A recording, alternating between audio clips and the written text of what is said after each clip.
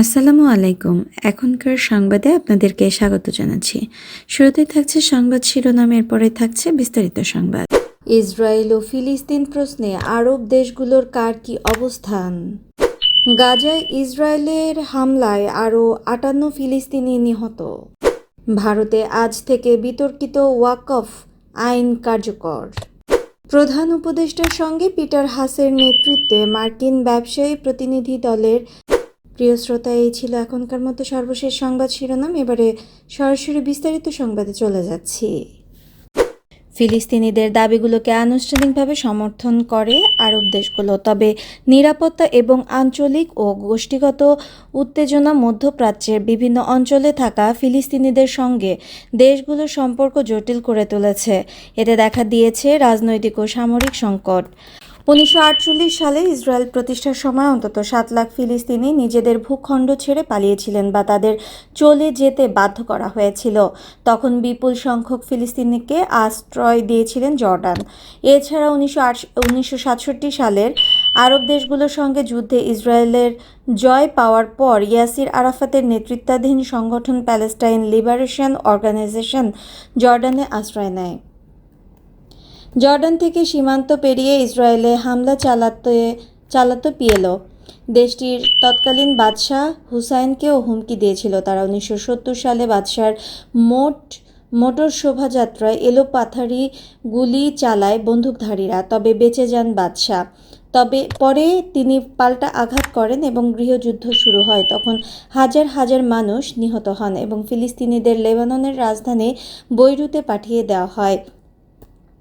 ১৯৯৪ সালে ইসরায়েলের সঙ্গে সম্পর্ক স্বাভাবিক করতে একটি শান্তি চুক্তিতে সই করে জর্ডান। এর আগে একটি দেশই কেবল ইসরায়েলের সঙ্গে শান্তি চুক্তি করেছিল, সেটি ছিল মিশর।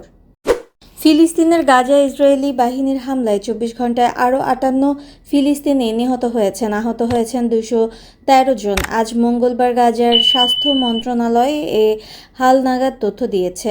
যুদ্ধবিরতি লঙ্ঘন করে গত ১৮ মার্চ নতুন করে গাজায় হামলা শুরু করে ইসরায়েল। এরপর অব্যাহত হামলায় ১,৪৪৯ ফিলিস্তিনি নিহত হয়েছেন।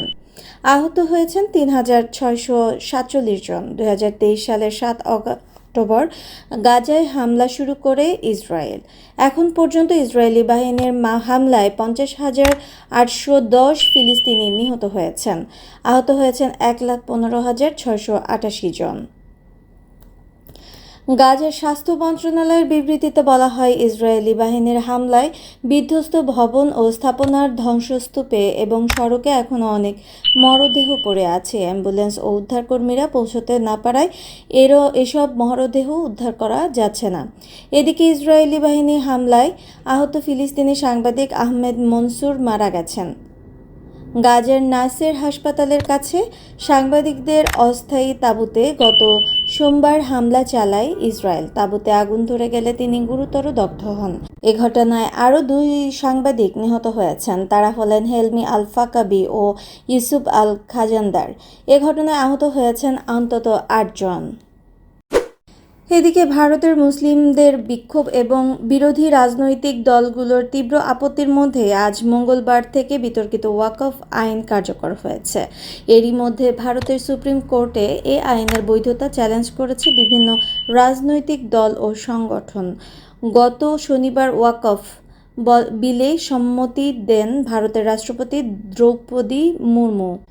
এর মধ্য দিয়ে বিলটি আইনে পরিণত হয়। আইন মন্ত্রণালয়ের নোটিশে বলা হয়, ওয়াকফ বিল ২০২৫ এবং মুসলমান ওয়াকফ বিল ২০২৫ দুটি বিলই সম্মতি দিয়েছেন রাষ্ট্রপতি। এর আগে গত বুধবার গভীর রাতে ওয়াকফ বিল পার্লামেন্টের নিম্নকক্ষ লোকসভায় পাশ করা হয়। বিলের পক্ষে ২৮৮ আর বিপক্ষে ২৩২টি ভোট পড়ে। পরদিন বৃহস্পতিবার উচ্চকক্ষ রাজ্যসভায় বিলটি ১২৮ থেকে ৯৫ ভোটে পাশ হয়। বিল পাশের পর ভারতের প্রধানমন্ত্রী নরেন্দ্র মোদী সামাজিক যোগাযোগ মাধ্যমে বলেন, এটি প্রান্তিক জনগোষ্ঠীর উপকারে আসবে, যারা নিজেদের চাওয়া ও সুবিধা উভয় থেকেই বঞ্চিত। ওয়াকফ আইনের সবচেয়ে বিতর্কিত ধারাগুলোর একটি হলো এখানে একজন অমুসলিমকে ওয়াকফ বোর্ডের প্রধান নির্বাহী কর্মকর্তা হওয়ার সুযোগ দেওয়া হয়েছে। এছাড়া বিতর্কিত ধারা অনুযায়ী রাজ্যগুলোর ওয়াকফ বোর্ডে নিজ নিজ রাজ্য সরকার অন্তত 2 জন অমুসলিমকে নিয়োগ দিতে পারবে।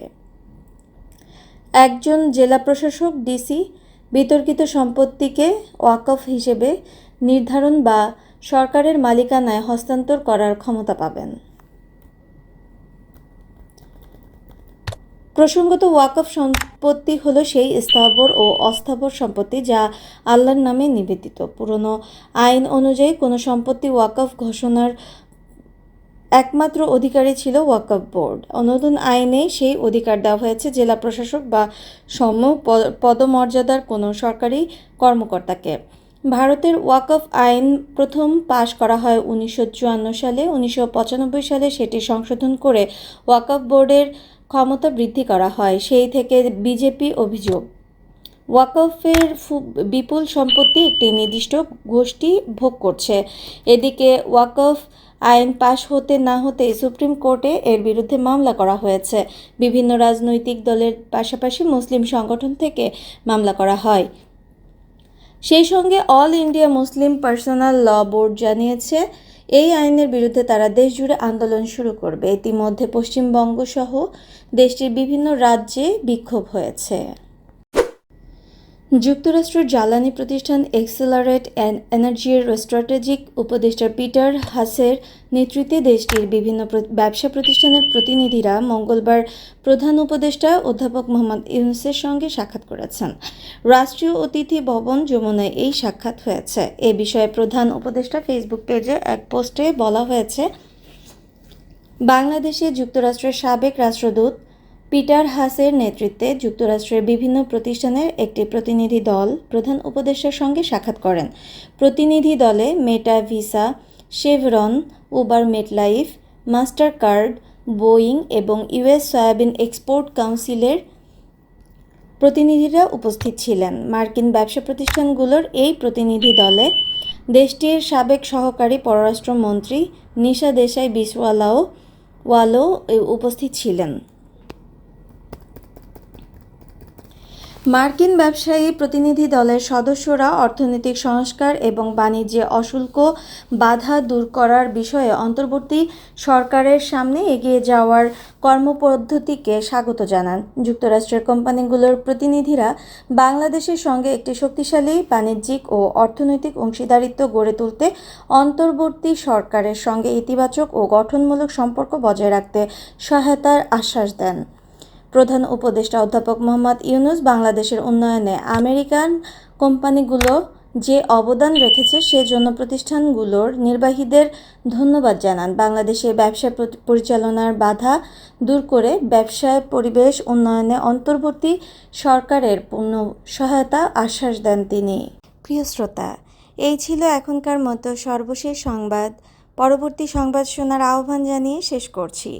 আল্লাহ হাফেজ।